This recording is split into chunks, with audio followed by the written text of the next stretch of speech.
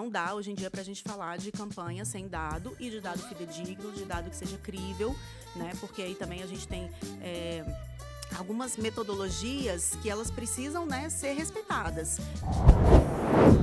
Quando você está falando com os seus filhos, é um público-alvo. Quando você está falando com o seu marido, com a sua esposa, é um outro público-alvo. E você usa linguagens diferentes e estratégias diferentes.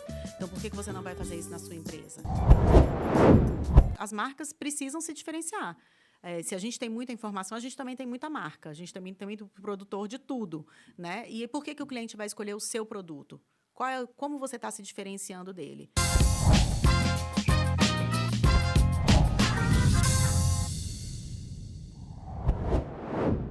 Fala pessoal, sejam muito bem-vindos a mais um episódio do Invox, o podcast da Road Impacto que traz grandes executivos e grandes gestores e empreendedores para poder falar um pouco sobre gestão, estratégia e, claro, marketing. Meu nome é Diego Barbosa e mais uma vez estou aqui hoje com a Luísa Baruffi. E aí, Luísa, tudo bem?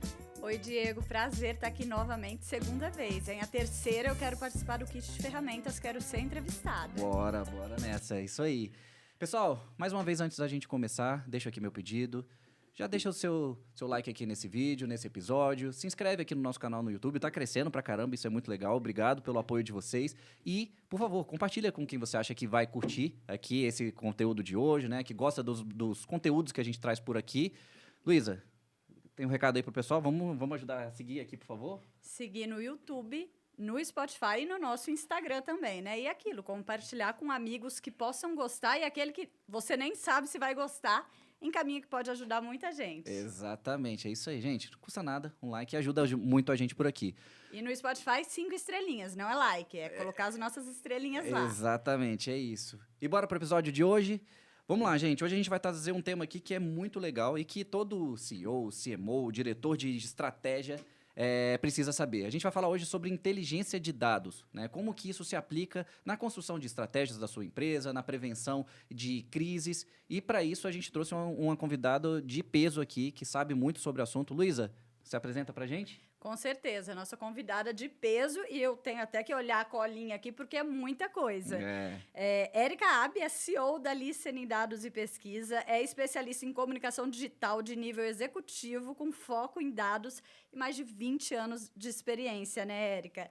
Tem mestrado em comunicação e criatividade, especialização em desenvolvimento sustentável pela Universidade aqui de Brasília. Recebeu vários prêmios nacionais, internacionais em projetos de comunicação pública e digital. E está há 20 anos aí atuando e vai compartilhar um pouquinho com a gente. Seja muito bem-vinda ao nosso Invox, Érica. Muito obrigada, gente. É um prazer enorme estar aqui com vocês. Adorei o convite. Vamos lá. Érica, obrigado pela presença. Eu estou bem ansioso por esse papo aqui, que eu acho que tem muita coisa legal para a gente conversar, né? E coisas que talvez muitas pessoas nem saibam que são tão importantes assim, né? Sobre essa estrutura de inteligência de dados, né? Sobre a gente pensar, criar as nossas estratégias pautadas em dados e não em achismos, né? Acho que a gente vai falar muito sobre isso aqui hoje. Então, bora lá para a gente poder começar. A gente vai para um assunto que vai estar muito quente. A gente está finalizando agora 2025, 2026 está chegando, o ano de eleições, né, presidenciais, inclusive. A gente vai falar um pouquinho sobre esse tema. Queria que você falasse um pouquinho sobre essa dinâmica de pesquisas eleitorais, que isso mudou muito nos últimos anos, né? A gente, 12 anos atrás, as pesquisas eram muito ali no tete-a-tete apenas, né? A gente não tinha essa quantidade de informações que estão disponíveis hoje para a gente. As redes sociais eram completamente distintas, né? Não influenciavam tanto ainda assim no resultado de uma eleição. Queria que você começasse falando um pouquinho disso, né? Que a gente está falando de dados e é diretamente associado a isso. Eu acho que o cenário das eleições, ele mudou nos dois sentidos. Ele mudou tanto na parte de coleta de dados, que é isso, como você estava trazendo.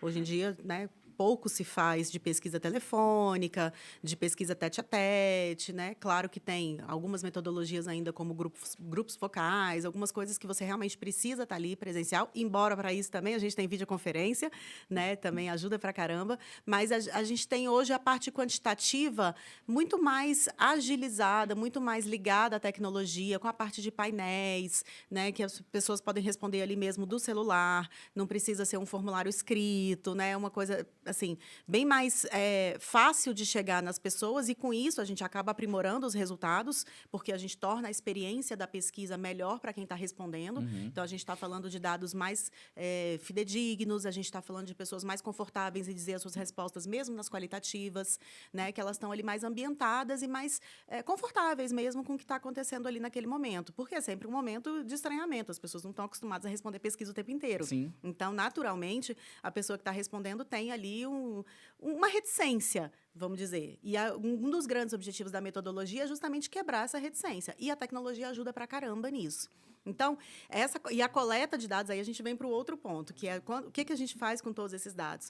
Hoje em dia, né, ao invés de você tabular, obviamente, tudo isso na mão e tal, a gente já vai para os dashboards, a gente já consegue fazer vários cruzamentos, né, num piscar de olhos. A inteligência artificial ajuda bastante nesse olhar, né, em que você consegue trazer, eu quero focar só nesse município, eu quero focar nesse estado, com esse perfil de renda, ou com esse perfil de faixa etária. E aí você consegue ter análises mais ricas a partir de toda essa possibilidade de cruzamento de dados, né? O que influencia, obviamente, diretamente nas estratégias. Então, tanto na pré-campanha quanto durante a campanha, e, claro, no ensinamento de pós-campanha, o dado ele vai do início ao fim, assim, né? Ele precisa estar o braço direito, né, de qualquer estrategista, de qualquer pessoa que esteja liderando uma campanha, seja em nível municipal, estadual ou mesmo nacional, né? Não dá, hoje em dia, para a gente falar de campanha sem dado e de dado fidedigno, de dado que seja crível, né? Porque aí também a gente tem algumas metodologias que elas precisam, né, ser respeitadas. Então, a gente continua olhando com um olhar muito específico e muito rigoroso em relação a essas metodologias. Não quer dizer fazer de qualquer jeito, muito pelo contrário. Sobra mais tempo e dá mais oportunidade para a gente justamente focar na metodologia para o resultado ser o mais assertivo possível, né? E a ideia é a gente entregar o dado mais mastigado possível para quem for usar já olhar, bater o olho e entender o que é que ele precisa tirar daquilo ali. Porque já vira um insight, né? Dado por bruto, não adianta nada. Tem que virar insight, que aí já vira estratégia e assim por diante, né? Não é sobre a quantidade de dados que você tem, sim sobre como você cruza eles, quais são os insights que você tem e, principalmente, como você aplica. Legal. Quando você fala, Érica, de ter um resultado melhor e aplicar essa metodologia, quando a gente pensa em 10 anos atrás, o tanto que mudou, principalmente em tecnologia, a gente pode falar que hoje a gente consegue prever melhor? Sem dúvida alguma, sem dúvida alguma. Aquela história, quanto maior o nosso histórico, maior a chance da nossa previsibilidade ser assertiva, claro, né? Então, por exemplo, campanha eleitoral é uma coisa que a gente consegue olhar para trás lá no banco de dados abertos, TSE. Tá lá, você olha, pega o comportamento do eleitorado, né? E claro que a gente coloca as mudanças de contexto, as mudanças de comportamento, porque o eleitorado também mudou muito, se influencia muito mais hoje pela rede social, por exemplo. Embora também não dá para dizer que dá para ganhar uma eleição só na rede social, a gente já viu casos aqui no Brasil em que isso não foi verdade, mas claro que a rede social influencia para caramba. Então, assim, olhar hoje para uma campanha eleitoral, você tem o componente humano, comportamental, tem o componente do dado, que obviamente é influenciado por esse elemento comportamental, mas é completamente diferente do que a gente fazia há 10, 15, 20 anos atrás. Assim, a evolução é brutal. A gente pode dizer que o que estamos fazendo hoje era impossível de se pensar 15 anos atrás? Com certeza, sem dúvida alguma. Talvez nos filmes de ficção científica, né, tivessem chegado um pouco próximos disso. Porque a curva de crescimento, né, assim, é exponencial, né? De dados que são disponíveis. Eu vi um gráfico há um tempo atrás disso, né? A quantidade de dados que eram disponíveis, né, para a gente aqui de internet, como na Terra, ele crescia de maneira lenta e hoje em dia ele já está assim, né? Então, é cada vez mais rápido. E se a gente não sabe utilizar isso, certamente tem alguém fazendo melhor do que a gente e a gente está ficando para trás. E aí tem um outro componente, que é justamente o acesso da informação, né? E aí a pessoa parar para responder a sua pesquisa, para fixar ali a atenção naquele momento, justamente no momento em que tem tantos estímulos, tem tantas coisas para fazer, né, tem tantas outras atividades, e por isso a importância da gente ser rigoroso com a metodologia. A pessoa, quando está respondendo a pesquisa, ela tem que estar, de fato, focada ali, prestando atenção na pergunta, prestando atenção se aquela resposta que ela quer clicar é exatamente aquela e não que ela clicou aleatoriamente só porque estava fazendo alguma outra coisa. Sim. Né? Esse rigor é fundamental também. Não, senão você distorce o resultado, né? Não adianta você ter uma base, um volume muito grande, sendo que está indo por esse caminho e a gente vai ter uma percepção completamente enviesada. Exatamente. Né? E deixa eu te perguntar uma coisa. é que a gente está falando sobre eleições, né? E esse cenário de eleições, a gente sabe que os estrategistas já estão olhando para dados já há muitos anos, né? E estão conseguindo fazer isso de forma cada vez mais assertiva, melhor, né? Fazendo previsões bem certinhas, assim, né? No decorrer de cada eleição que a gente tem aqui a cada 2 anos. Mas eu queria levar agora o assunto um pouco para a lógica que a gente costuma conversar aqui, que é negócio, estratégia, né? Então, como que a gente consegue traduzir isso para a dinâmica de negócio? Porque eu vejo que tem muita empresa, grande inclusive, que ainda está fazendo suas estratégias pautado muito em achismo, ou olhando dados apenas para dados internos, né? Não está olhando para dados do mercado, para poder ver como que a coisa de fato está acontecendo. Então, fica com aquela visão meio fechada. Como que você acha que isso está acontecendo hoje em dia? Você acha que essas coisas já estão mudando? As empresas já estão começando a ter um olhar um pouco mais claro para isso, para a importância, né, da inteligência de dados dentro da construção das estratégias? Quando a gente fala de inteligência de dados, a gente fala necessariamente de cultura de dados. E esse é um ponto fundamental, tanto do líder, do CEO, do CMO, enfim, quanto da base da empresa. Uhum. Entender que o dado está disponível e como utilizá-lo é hoje um gap que, claro, está sendo, né, diminuído cada vez mais com a popularização. Quando a gente fala, por exemplo, né, com programas como esse aqui, que a gente traz a parte de dados para o dia a dia das pessoas, elas param para pensar um pouco sobre isso, mas ainda tem uma curva de aprendizado sobre o que é possível e o que realmente faz diferença você ter. É isso, não adianta coletar todos os dados do mundo se você não sabe como utilizá-los, né? E, enfim, eles não vão ser úteis de forma alguma. Você vai ter que realmente nichar aquilo ali e fazer os cruzamentos adequados. O que eu vejo hoje é que a inteligência de dados, ela faz toda a diferença em um negócio. Seja no posicionamento da marca, para onde você vai, em termos de visão de negócio mesmo, de construção de plano estratégico, né, de você olhar e falar assim, quais são os dados que me levam para esse caminho, quais são os dados que me levam para um outro caminho. E olha que a gente está falando no mundo pós-pandemia, que os planejamentos, né? A gente já não faz mais planejamento de 4 anos. Exato. Né? Os planejamentos são de 4 meses, 8 meses, 12 meses no máximo. Né? O mundo hoje é muito mais dinâmico do que isso. E o acompanhamento do dado é fundamental. Né, para você saber como é que está o mercado, para você saber como é que está o consumidor, para você saber como é que está o seu público interno. Então, as pesquisas de público interno também são fundamentais para o andamento de qualquer empresa. Uhum. Né? Por outro lado, a gente também tem essa maturidade de dados em termos de reputação. Porque muitas vezes, infelizmente, a gente ainda tem pessoas que olham a reputação da empresa com base só no canal proprietário. Então, por exemplo, eu entro aqui no meu Instagram da Listening e aí, claro, tem vários elogios maravilhosos, porque, né, as pessoas são minhas amigas, estão lá, meu público interno está lá, vai falar todo mundo bem. Mas o que estão falando de mim quando eu não estou na sala? Exato. O que estão falando de mim quando eu não estou sendo citada fora do meu canal proprietário? E aí a gente vem com o olhar do social listening, que é justamente essa busca no mar aberto, que é olhar e entender a reputação fora desse contexto, vamos dizer assim, enviesado. Sim. Mesmo, né? Quando as pessoas estão livres para falar sobre você, o que é que elas falam? E, às vezes, elas nem te marcam, elas só falam. Né? Que elas vão falando de forma espontânea, né? Exatamente. E aí, somar esses cenários é o que a gente acho que tem de mais rico hoje em dia, que é esse olhar 360. Então, é o olhar do público interno, é o olhar do NPS, junto com o olhar do social listening, junto com o olhar de métricas de canal proprietário. Aí você consegue, enquanto liderança, ter um olhar mais apurado e mais crível mesmo, né? Uhum. Mais assertivo sobre o que você...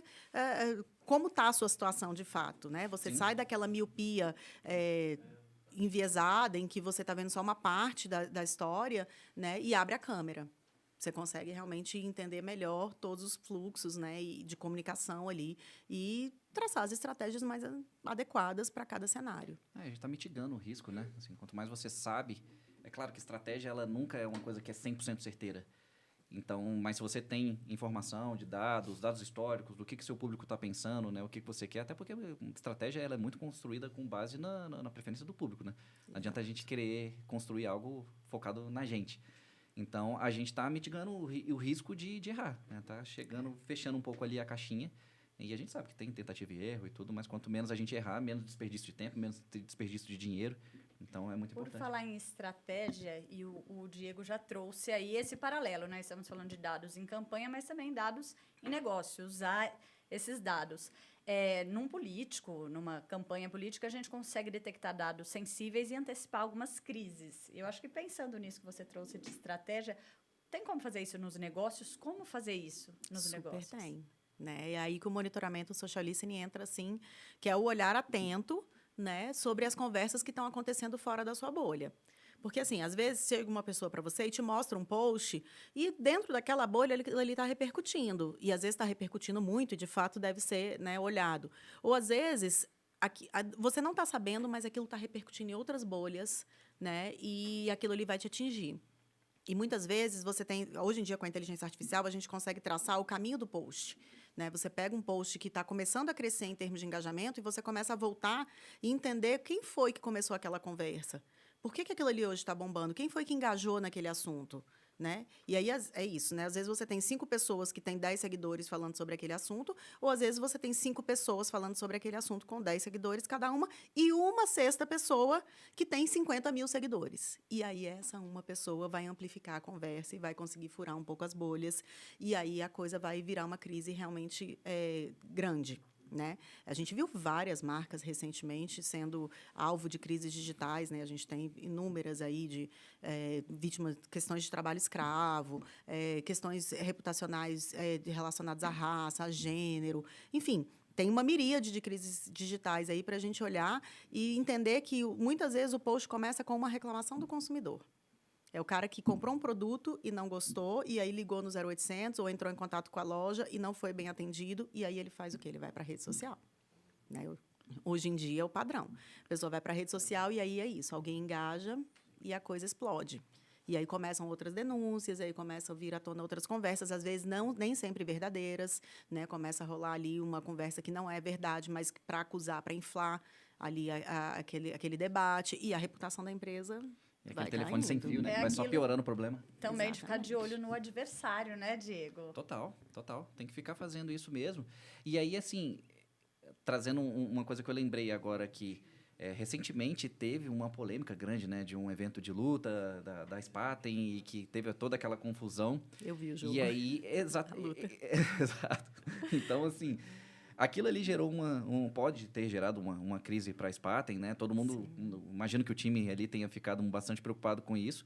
Mas aí falando em olhar para o adversário, né? E não é exatamente um adversário direto, mas pensar numa oportunidade, não sei se você viu, mas o Burger King fez uma campanha com os dois, com o Vanderlei e com o Popó.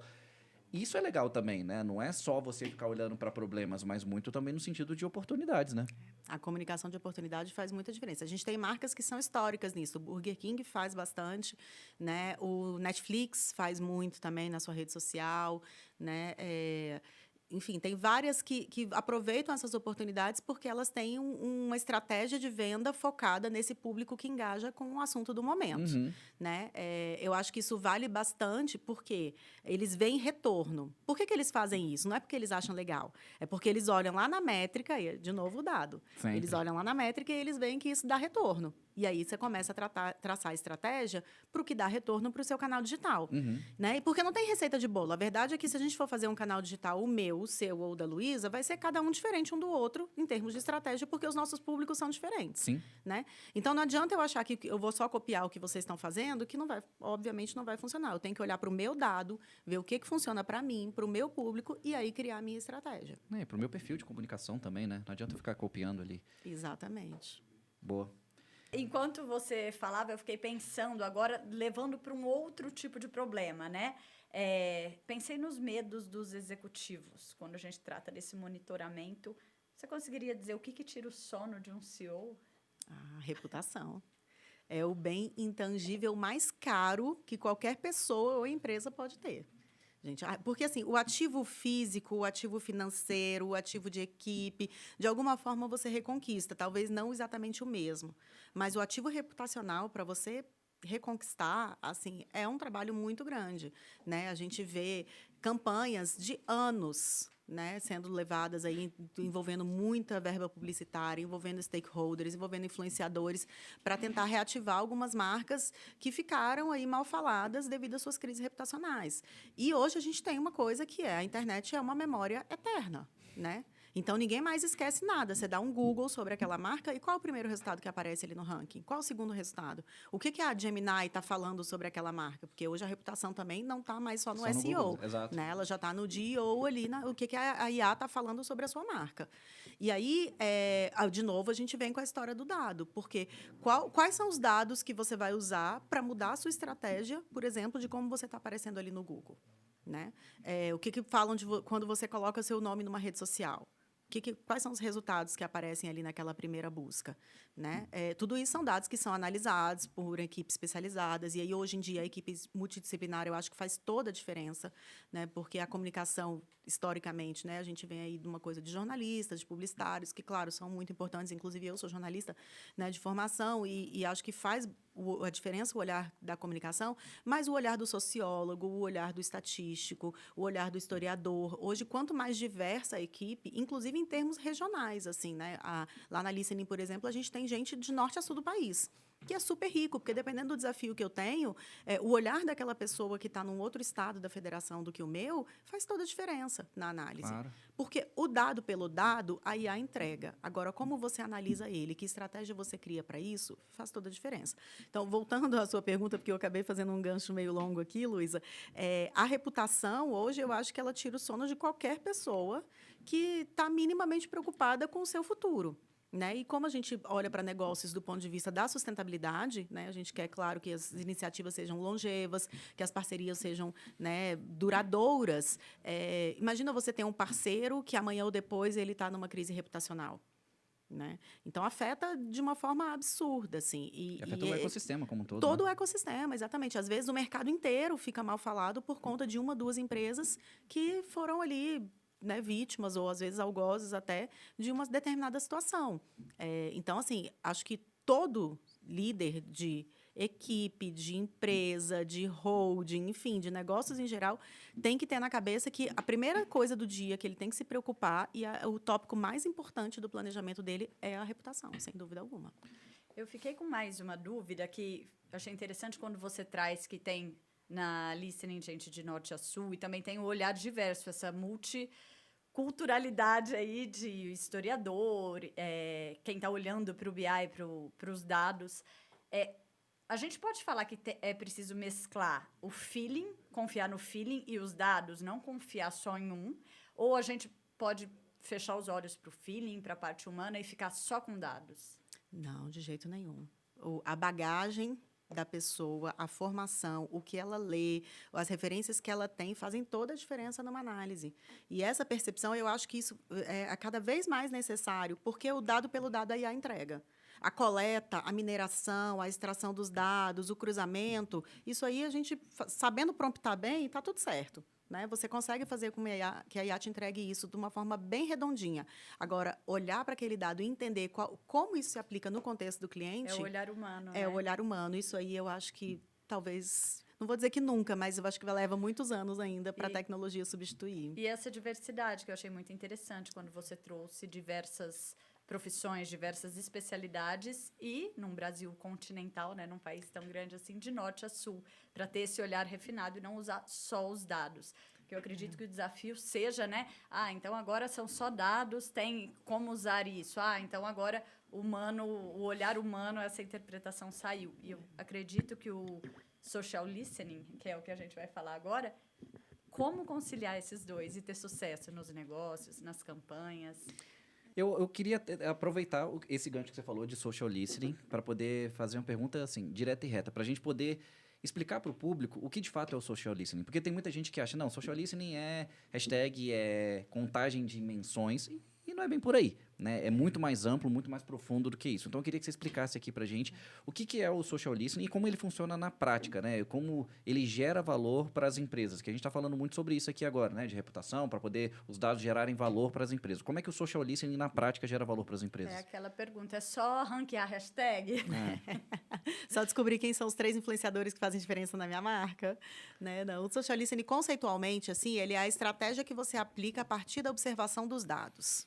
Tá? Então, veja que ele já começa com a estratégia. Por quê? Eu preciso saber onde o cliente quer chegar para eu poder analisar um dado. Né? Não, o dado pelo dado, ele não diz nada. Né? Eu posso ter, assim, eu tenho 50 seguidores. Ok, se ontem eu tinha 2, isso é um dado. Agora, se ontem eu tinha 500 e hoje eu tenho 50, isso é outro dado. né? Outra informação. Na verdade, o dado é o mesmo, é outra informação, né? Esse contexto, esse olhar faz toda a diferença. Então, o primeiro passo é a gente saber a estratégia. É por isso que o social listening é tão importante hoje em dia na comunicação, que é cada vez mais digital. Então, assim, esse é um primeiro olhar. Como que isso acontece na prática? Por meio do monitoramento de canais, por meio do monitoramento de blogs, de artigos, do que as pessoas falam, do que os influenciadores falam, né? Tudo isso é compilado de uma forma estratégica em termos gráficos e em termos também textuais. E aí a gente começa a fazer os cruzamentos e entender por que teve esse determinado pico, por que as pessoas estão falando bem dessa marca num determinado dia e mal no outro dia. Teve alguém que citou essa marca e aí isso gerou essa variação no gráfico? Ou teve alguém que elogiou muito essa marca e aí explodiu aqui de seguidor, de comentário? Né? Então, é um misto entre olhar canais proprietários e mar aberto, como a gente chama. Mar aberto é aquilo que, né, os outros estão falando, no conceito mais amplo, assim.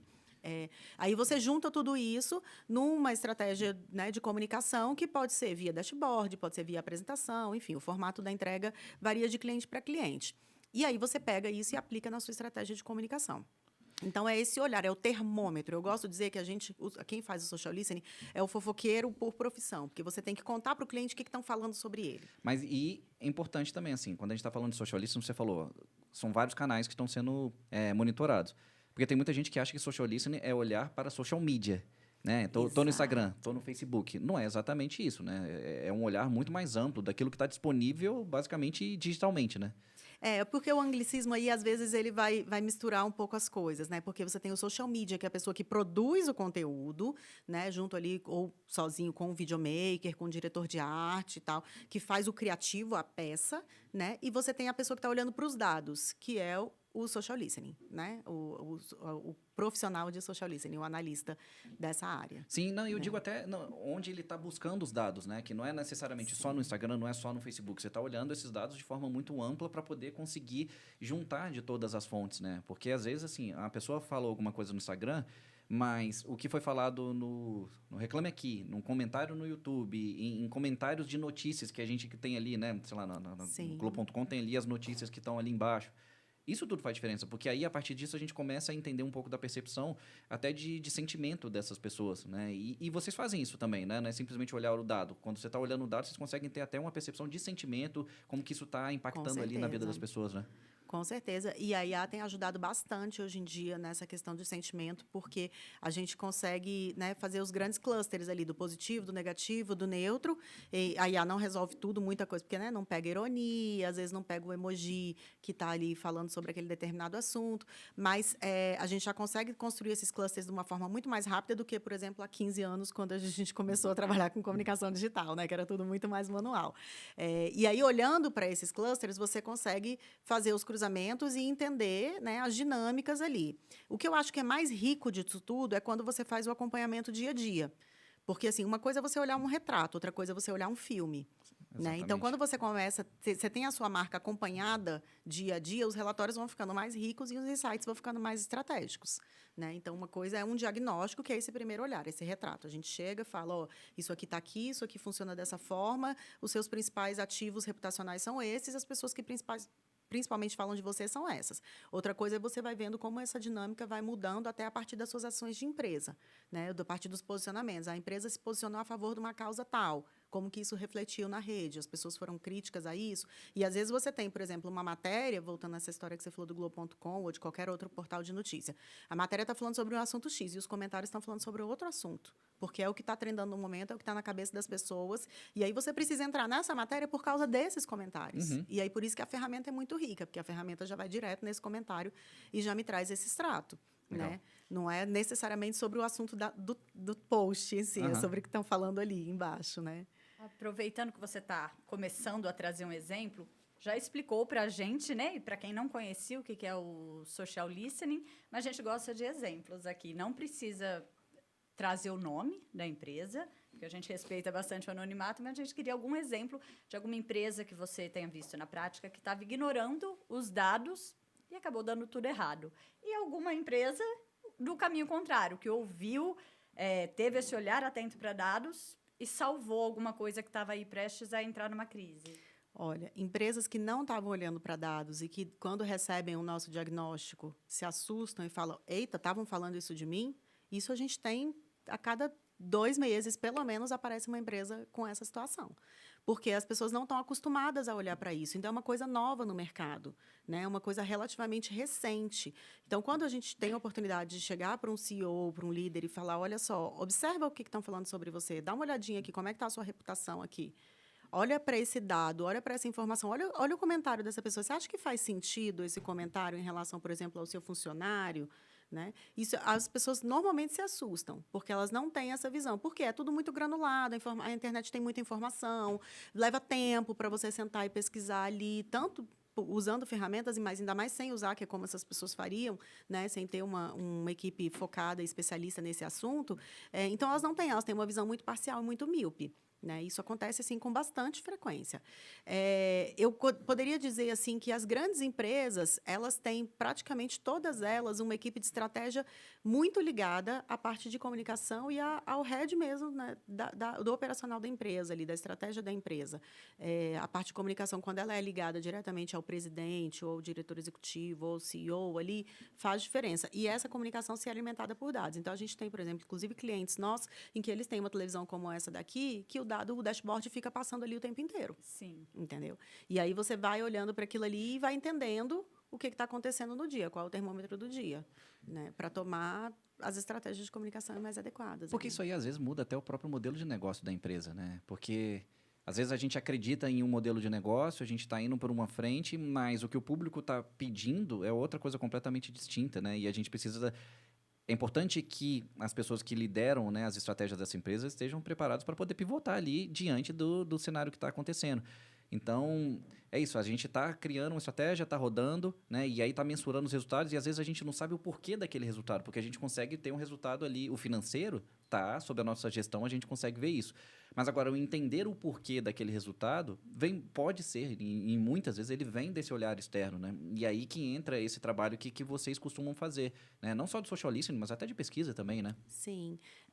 Tudo é sobre o público, né? Eu acho que qualquer pessoa que tem qualquer negócio, que lidera qualquer iniciativa, precisa entender quem é o seu público-alvo. Assim, eu brinco que até dentro de casa isso funciona, né? Quando você está falando com os seus filhos, é um público-alvo. Quando você está falando com seu marido, com a sua esposa, é um outro público-alvo e você usa linguagens diferentes, estratégias diferentes.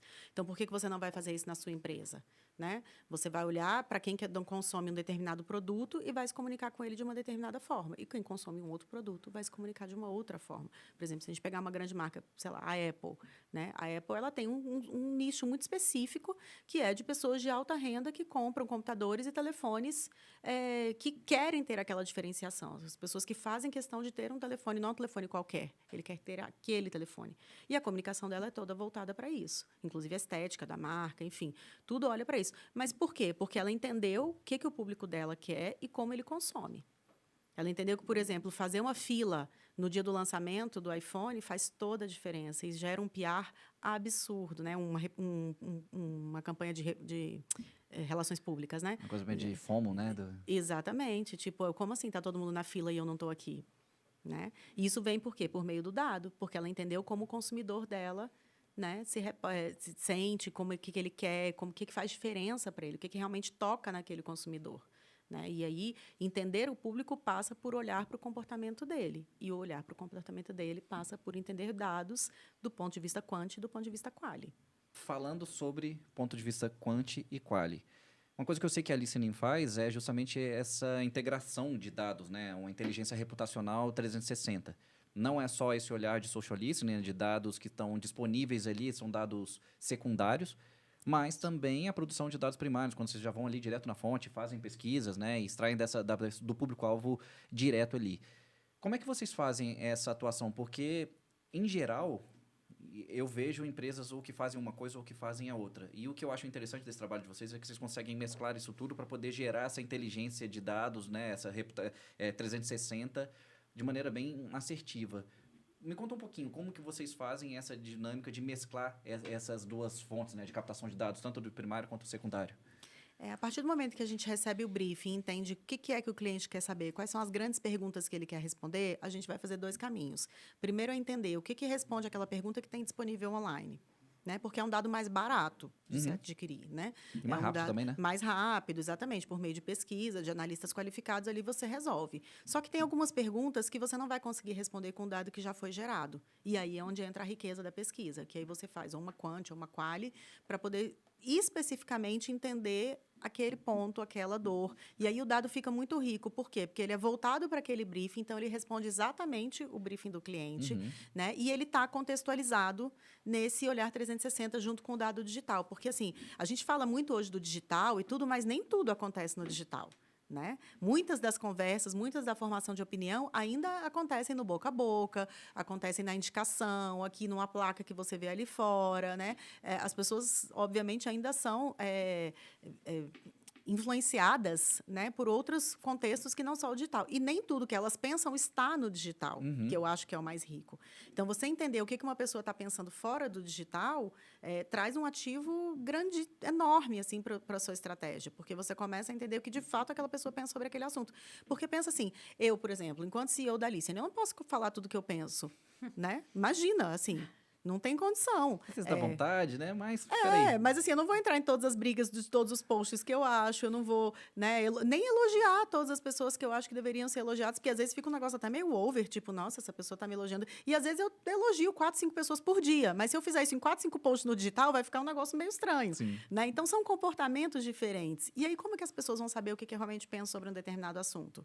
Né? É só por meio da entrevista, por meio da pesquisa, por meio desse olhar específico e qualificado. E aí a gente junta tudo numa análise multidisciplinar, né? E que traz um resultado bastante rico. E só uma última coisa aqui, que a Luísa com certeza já está doida para fazer uma próxima pergunta. Uma coisa legal da pesquisa também é que você falou, a gente acha respostas para coisas que não estão disponíveis ainda ali, né? De maneira muito fácil. E você consegue falar com públicos nichados, né? Então, às vezes eu quero uma pesquisa específica, qual que é o pensamento, sei lá, de pescadores, de CEOs, né? E não é simples você colocar ali no Google qual é a opinião de pescadores sobre determinado tema. Então, nesses casos, é importante que se vá diretamente ali na fonte para poder coletar essas informações, né? Até porque empresas que, sei lá, às vezes ela quer fazer uma expansão de mercado, ela precisa ter uma opinião de um público específico em outra região que ela não atua ainda, né? Então, é legal essa coisa da pesquisa para poder ter respostas que dificilmente a gente vai achar ali disponível, né, na internet, algo no sentido, né? Tem esse momento da empresa que está buscando novos mercados, que está querendo explorar, e aí a pesquisa é super útil para fazer esse rastreamento, entender, né, o contexto para a empresa tomar a decisão, se vale a pena ir ou não para aquele mercado, para lançar um determinado produto e tal. E tem um outro contexto, que é o contexto de quem já tem cliente e precisa estar constantemente monitorando a satisfação do seu cliente. Porque é isso, se ele não estiver satisfeito, ele vai para a rede social dizer isso. Né? Então, a importância do NPS também é enorme, porque se você está constantemente ali dizendo para o seu cliente, tipo, né, num restaurante, toda vez que ele termina a refeição, tem ali uma pesquisa de opinião para ele dizer a comida foi boa ou ruim, o atendimento foi bom ou ruim, o preço foi bom ou ruim, você já evita, por exemplo, que ele vá para uma rede social, porque ele já desabafou ali, entende? Você já deu a oportunidade, você já criou o contexto para ele dizer o que ele achava. Né? E claro que muitas pessoas às vezes vão dizer, não, eu venho aqui todo dia, eu não vou responder essa pesquisa todo dia. Tudo bem, mas os que responderem vão te dar informação importante para que você possa redirecionar o seu negócio. Né? E se é tudo sobre o público, vamos deixar o nosso público feliz. Né? Vamos agradar o nosso público para que a nossa parceria continue. Essa a lógica. A experiência do consumidor é que vai gerar recorrência, aumentar o LTV, a pessoa está sempre comprando com você, evitar de olhar para o lado, né? Exatamente. E às vezes a gente vê, né? Não, aquele produto é mais barato, aquele produto é uma novidade, mas não, eu vou ficar com esse daqui porque esse aqui eu já conheço, esse aqui eu sei que me atende e eu sou feliz com esse. Boa. Quando você traz, assim, eu acho que fica muito mais claro. O Diego até falou que eu estava doida para fazer uma pergunta. A minha formação é jornalismo, né? Então, eu gosto das perguntas, principalmente que fazem essa tradução de algo tão complexo para nós que não trabalhamos não somos CEOs, que não trabalhamos com negócios.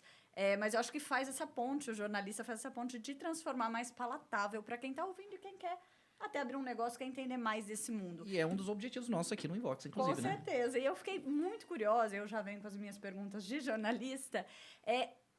Tem um tempo determinado para antecipar uma crise? Agora eu quero trazer as aplicações estratégicas, né, na prática. Bora. 24 horas, 72, quanto tempo antes de estourar uma bomba? Normalmente, com 24, 48 horas, já dá para você ter um bom cenário. Assim, né? De que está vindo, que alguma coisa está crescendo, que tem ali aquela história onde a fumaça a fogo, sabe? Você já vai mapeando aquilo ali, já vai entendendo que, peraí, está na hora de ficar mais atento aqui. E dá né? para conter. Exato, dá para conter, sem dúvida alguma. Você vem com estratégia de comunicação, você vem com ponto de fala, às vezes você vem com um vídeo, né? Você vem com sensibilização dos stakeholders, tem todas as estratégias de comunicação mesmo, de relações públicas, para poder mitigar, pelo menos, né? Ou às vezes, né, não é possível impedir, mas mitigar essa crise. Muitas vezes é possível impedir. Né?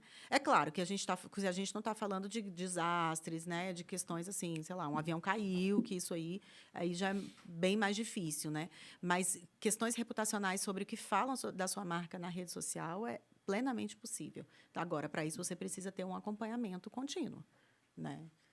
Olhando para isso, senão... Continuando nessa linha de aplicação estratégica, para a gente poder tangibilizar e deixar muito claro para o público aqui, de que maneira que esse trabalho, né, de inteligência de dados pode beneficiar algumas empresas? Eu citei aqui na minha pergunta passada sobre, de repente, uma expansão territorial, não sei, de repente, a aceitação de um novo produto. Você consegue dar um exemplo legal, assim, bem tangível para a gente conseguir, além dessa questão, né, de reputação que nós falamos agora aqui, mas algo que vai influenciar diretamente na estratégia de uma empresa? Busca por novos mercados é um lugar importante. Testagem, né, de preços também é outro. Quanto você estaria disposto a pagar por esse produto é outro olhar. Novos produtos para aquele mesmo público. Né? Assim, a gente está falando basicamente das estratégias de diferenciação lá do marketing. Né? Cada oportunidade que você tem de diferenciar o seu produto, você pode testar isso antes com alguns públicos. Né? E aí a pesquisa ela vai responder diretamente a isso. Né? Você pagaria R$5 a mais por essa caneca? Você pagaria R$20 a mais por essa caneca? Você pagaria R$50 a mais por essa caneca? Né? É um olhar importante para você saber qual é a medida do preço do seu produto, qual o valor que aquilo ali tem na cabeça do seu consumidor. Né? Você compraria a camisa preta, branca e azul? Ou só a camisa preta, ou só a branca, ou só a azul. Né?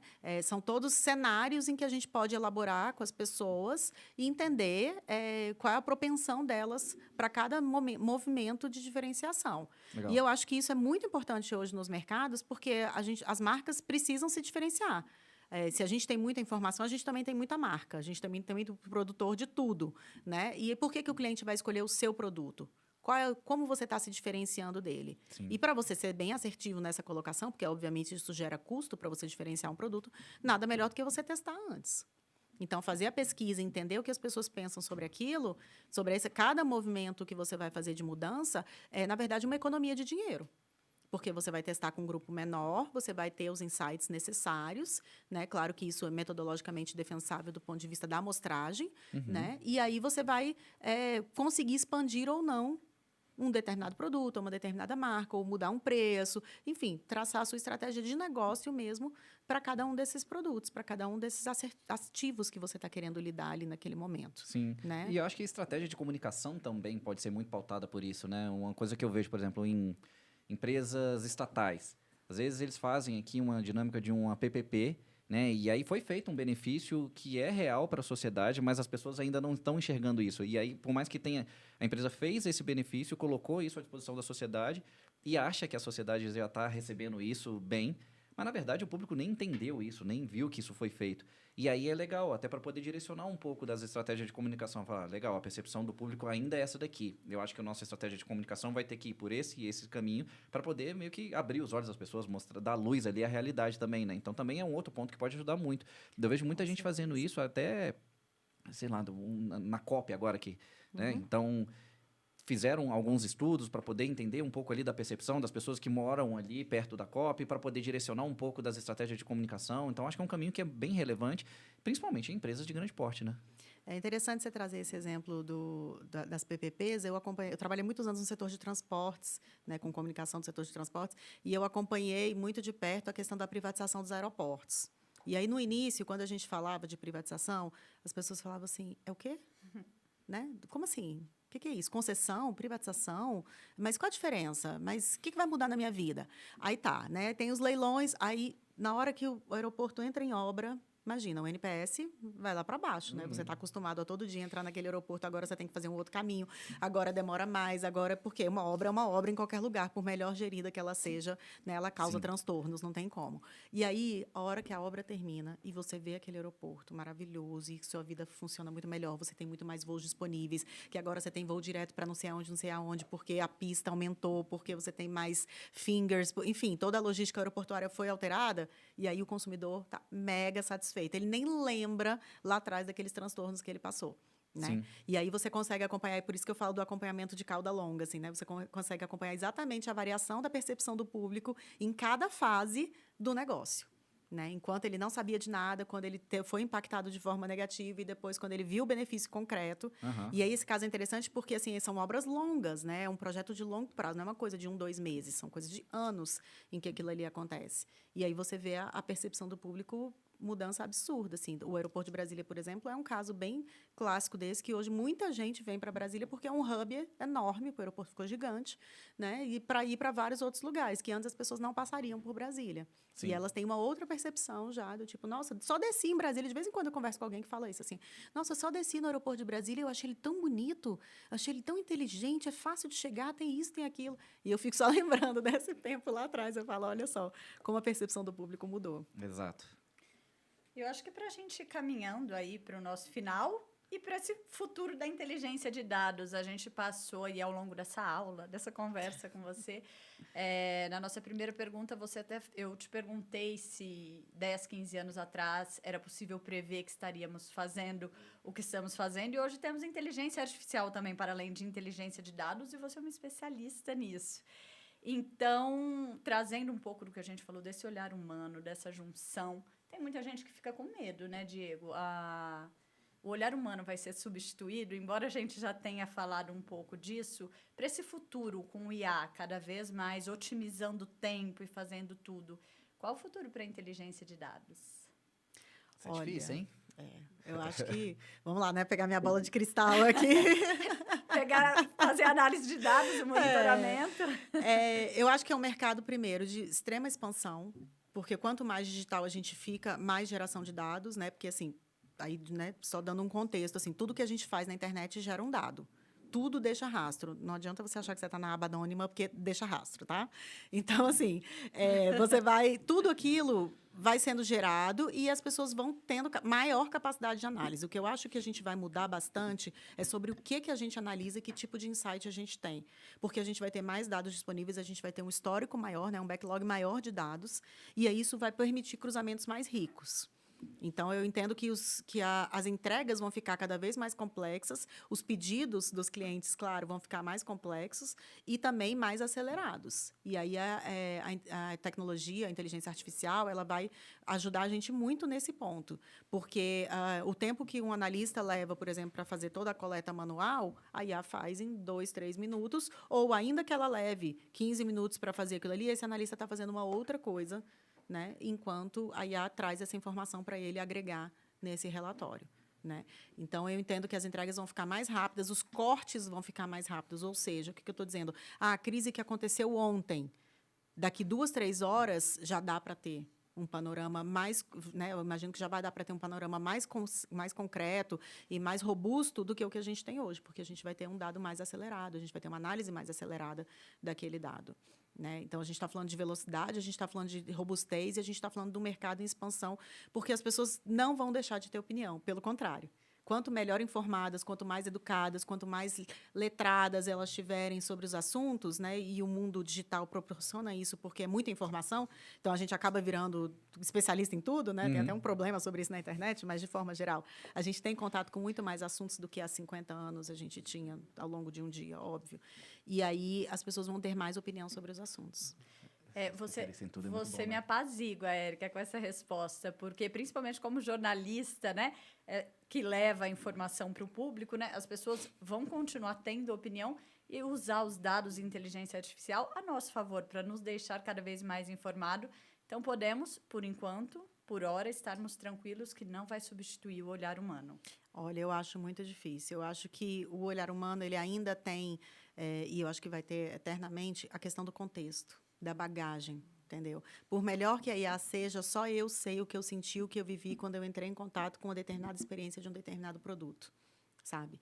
Então, analisar isso, pegar essa riqueza desse dado, essa nuance da fala, porque a comunicação, ela também, assim, né? A gente está falando muito de formulário escrito e tudo, mas quando você faz uma pesquisa tete a tete, assim, com uma pessoa, você vê para onde ela olha, você vê como ela mexe a mão, sabe? E essas nuances, ok, a IA pode ajudar a captar e sintetizar isso, mas a sua percepção enquanto analista desse momento, de como a pessoa sorriu ou não quando ela ouviu o nome da sua marca, faz toda a diferença. E, né, a pesquisa e, enfim, o dado, ele complementa o olhar do analista. A gente agora já pode passar aqui para o nosso kit de ferramentas. Eu vou te explicar o que é o kit de ferramentas, Érica. Todo programa a gente finaliza com algumas perguntas assim bem objetivas, diretas e acionáveis. O que a gente quer de resposta aqui? Algo que com aplicabilidade, onde a gente consiga passar ali para o nosso público, não, legal, a partir de agora eu já sei disso, eu já vou aplicar, então já tenho essa informação rápida e direta aqui. Então, é mais ou menos nesse sentido, né? E aí, Luísa, você quer fazer a primeira pergunta para a gente? Vamos lá.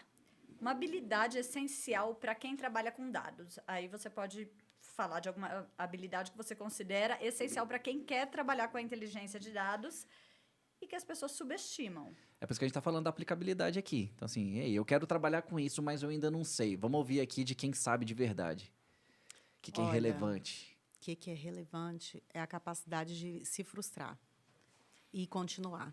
Eu estou falando de resiliência, sabe? Porque você vai tentar... A inteligência artificial, obviamente, é uma coisa super nova. Então, você vai ter que ficar tentando, ver se você sai o resultado que você quer, e você vai tentar de novo, e você vai tentar outra vez, e às vezes não vai sair, e você vai ter que dar um outro caminho, você vai ter que usar uma outra inteligência artificial, uma outra ferramenta, mas você continuar tentando.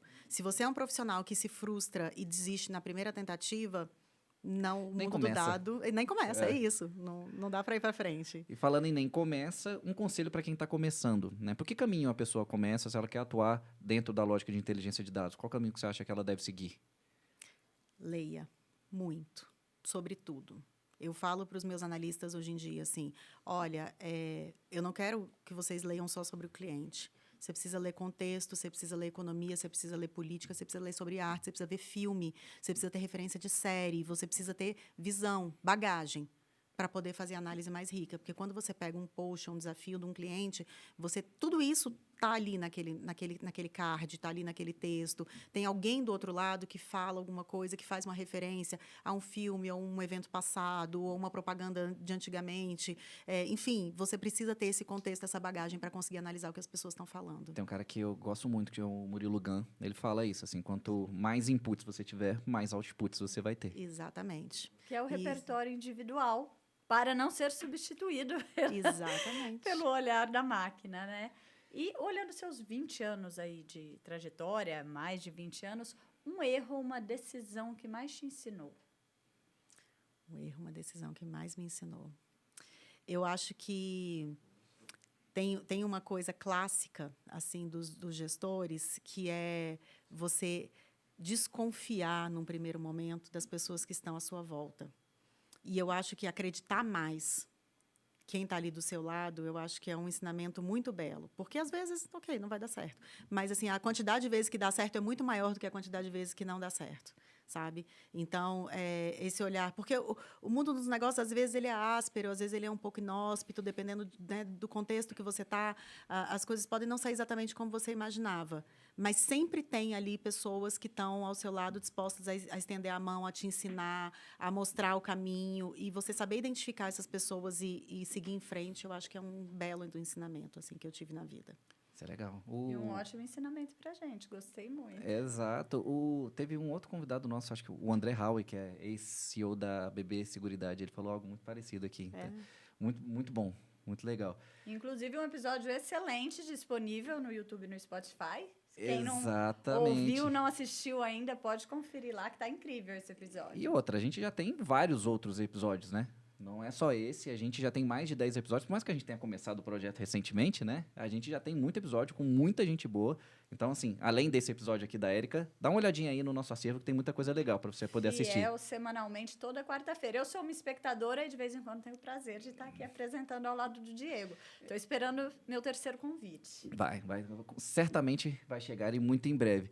Gente, a gente está chegando ao final agora aqui desse papo. Érica, eu queria te agradecer muito pela sua participação aqui, pela sua presença. Foram insights muito legais, né? Eu espero de verdade que a gente tenha conseguido atingir o nosso objetivo aqui, que era poder falar de uma forma um pouco mais tangível, mais palatável sobre essa lógica, né, de inteligência de dados. Não é um assunto que todo mundo conhece, mas eu tenho certeza que é um assunto que toda empresa precisa. Então, espero que a gente tenha conseguido plantar um pouquinho dessa semente aí para as pessoas entenderem um pouco da importância disso, né? Aprender um pouco mais desse assunto. E, se quiserem aprender um pouco mais, queria que você deixasse agora aqui um pouco dos seus contatos, onde te acha, onde acha a Listening, qual canal, como é que fala com você? Obrigada, Diego. Obrigada, Luísa. Foi uma oportunidade super legal. Eu adoro falar sobre o meu trabalho, sobre o que a gente faz. Falo com paixão, porque realmente sou bastante feliz no que eu faço. Dá para perceber. Né? Dá para perceber. E se tornou, quando a gente fala em inteligência de dados, as pessoas ficam com medo até do que é. E eu acho que ela trouxe de uma forma que deu para entender. Total. Inclusive, eu quero deixar um convite aqui para os seguidores de vocês. Quem tiver dúvida, quem quiser, né, perguntar qualquer coisa, comenta lá no post do Invox que a gente responde. Vocês me passam, eu ajudo a responder tranquilo, assim, porque é um assunto que realmente precisa ser de tempo até para ser entendido. E às vezes a pessoa vai ouvir o episódio e vai ficar pensando e vai falar, e aí, sobre isso? Então, comenta aqui que a gente pode ajudar a responder também para vocês. E aí te acha no LinkedIn? Então, eu estou no LinkedIn, linkedin.com/ericaab. A gente vai colocar aqui na tela também, né, para o pessoal ver. Isso. Também tem o site da Listening, www.listeningdados.com.br, né? Nós somos que tá novo agora, inclusive, né? Acabou de reformular. Exatamente, está fresquinho, acabou de sair, dá uma olhada lá, tem todos os nossos produtos, as nossas soluções, o que a gente faz no mais detalhes. Ali também tem um campo de Fale Conosco, para quem quiser deixar a sua mensagem, né? E aí estamos também no Instagram, né? Listening Dados também no Instagram. Boa. Érica, super acessível, adorei. Bom demais. Gente, estamos finalizando aqui. Luísa, muitíssimo obrigado pela sua participação. Sempre muito bom. Eu agradeço o convite. Sempre muito bom contar com a sua presença por aqui. Eu tenho certeza que muito em breve vai estar aqui de novo comigo. Dessa vez não teve toda aquela apresentação, porque agora o público já te conhece, né? Já está mais fácil. Pessoal, a gente está encerrando por aqui, né? E mais uma vez eu deixo o meu pedido. Curte aqui esse episódio, né? Se inscreve aqui no nosso canal, no YouTube, no Instagram, no Spotify e divulga um pouco, né, essa nossa mensagem do que a gente tem aqui no Invox. Como eu falei, a gente está sempre tentando trazer novos assuntos, grandes executivos, grandes empreendedores para poder falar sobre gestão, sobre estratégia, sobre marketing, né, e de formas diversas, né, como vocês já viram, hoje foi aqui a Érica, mas já tivemos diversas pessoas diferentes, de nichos diferentes, que está sempre agregando aqui para o seu conhecimento profissional. Então é isso, gente, muitíssimo obrigado mais uma vez e quarta-feira que vem estamos de volta aqui. Até a próxima. Até, obrigada.